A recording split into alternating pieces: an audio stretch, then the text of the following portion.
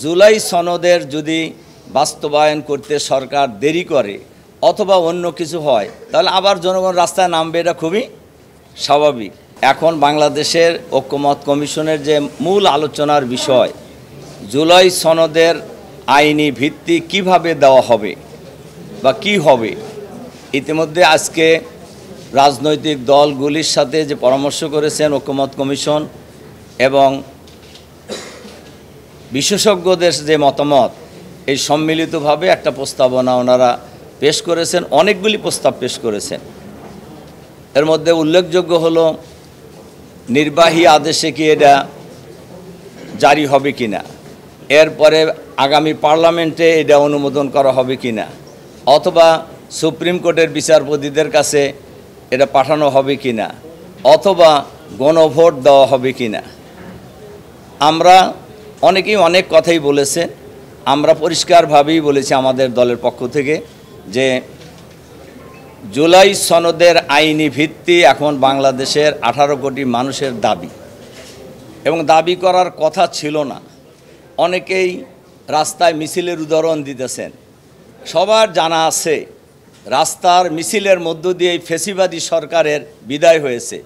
সুতরাং এলএমই সার্টিফাইড বিশ্বসেরা কপারে তৈরি ওয়ালটন কেবলস, যা আপনার স্থাপনাকে রাখবে সব সময় নিরাপদ।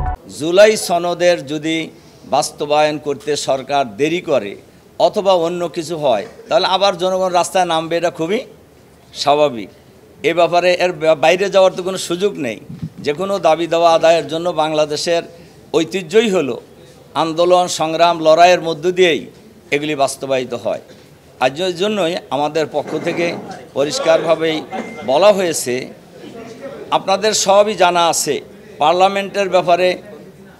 অনেকেই পার্লামেন্টের কথা বলেছেন। পার্লামেন্টে 1990 সালে গণ অভ্যুত্থানের পর, এরশাদ সাহেবের পদত্যাগের পর সব দলেরই একটা ঐক্যমত ছিল যে কেয়ারটেকার সরকারের এই ফর্মুলা পার্লামেন্ট কি বলে সংবিধানে সংযোজন করা। কিন্তু আপনারা জানেন যারা ক্ষমতায় এসেছিলেন তারা এটা যথাসময়ে করেননি। পরে আন্দোলনের মধ্য দিয়েই আবার সেটা পার্লামেন্টে বাস্তবায়িত হয়েছে। এরপরে এইটা কিন্তু আবার সুপ্রিম কোর্টই বিচারপতি খায়রুল হকের নেতৃত্বে এটা আবার বাতিল করা হয়েছে, এটা আপনারা সবই জানেন।